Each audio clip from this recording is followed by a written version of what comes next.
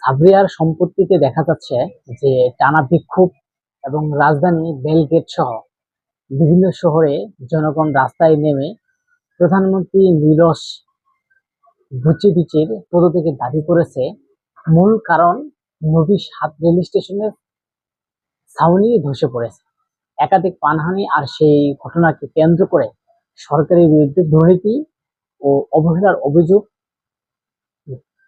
কারণে কিন্তু সেখানে ছাত্র জনতা বিক্ষোভ করছে।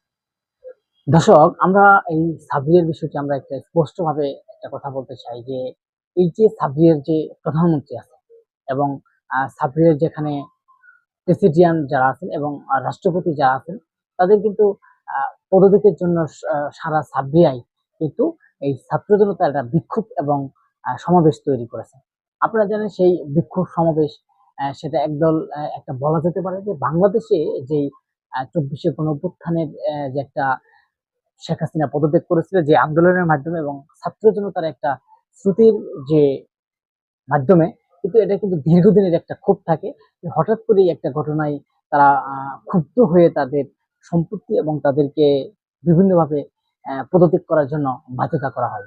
আমরা দেখতে পাচ্ছি যে এই সাবরিয়ার যে প্রধানমন্ত্রী আছেন এবং তাদের যে পদত্যাগের দাবির জন্য আমরা দেখছি যে বিশেষ করে ছাত্র জনতা এবং কৃষক, শ্রমিক এবং রিক্সাওয়ালা থেকে শুরু করে সমস্ত লোক ওই জায়গায় এই সম্পূর্ণ এবং ওই সাবরিয়ার সম্পূর্ণ লোক তারা ওখানে জড়ো হয়ে তার বিরুদ্ধে আন্দোলন করছে এবং তাকে অতি শীঘ্রই পদত্যাগ করার জন্য দাবি জানাচ্ছে।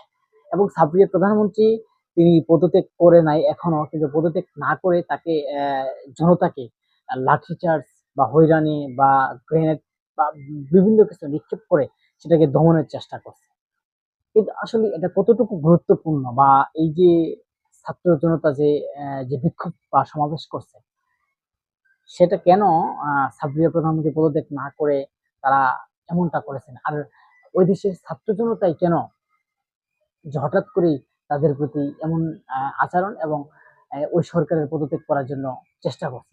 আমরা একটু বিশ্লেষণ করলে বলে সাবরিয়ার এই বিক্ষোভ আর শুধু দুর্ঘটনা নিয়ে নয়, বরং সরকারের যে কাঠামোগত এবং দুর্বলতা আর জবাবদিহিতার বিরুদ্ধেও একটা কিন্তু বড় আওয়াজ হতে পারে। দর্শক, ইতিহাস বলেছেন যখন জনগণ দাবি অপেক্ষা করা হয় তখন আন্দোলন আরো বিস্তীর্ণ হয়।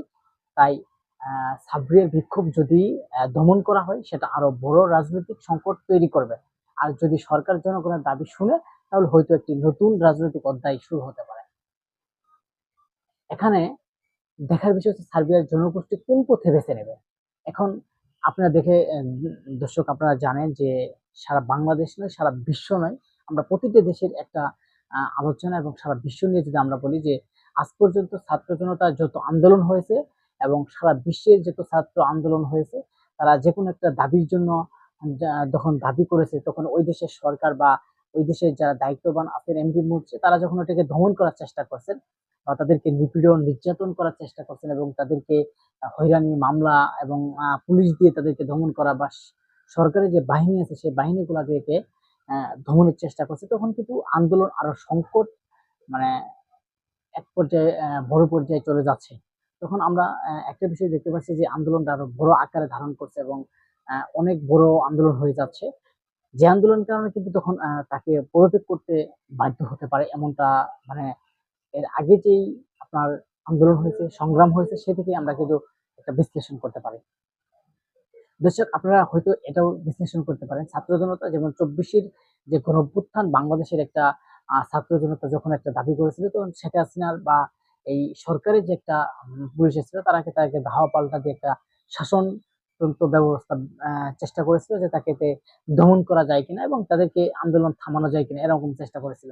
কিন্তু চেষ্টার পর থেকে কিন্তু মানুষের আরো আগ্রহ বাড়ে, আরো মানুষের হয়রানি কিন্তু তারপরে একটা বেড়ে কিন্তু একটা বড় সংকট একটা আন্দোলন হয়, যে কারণে শেখ হাসিনাকে পদত্যাগ করতে বাধ্য হয়েছে। এমনটাও কিন্তু সাবরিয়ার যে প্রধানমন্ত্রী হতে পারে এমনটা বেশিরভাগ দেখা যাচ্ছে।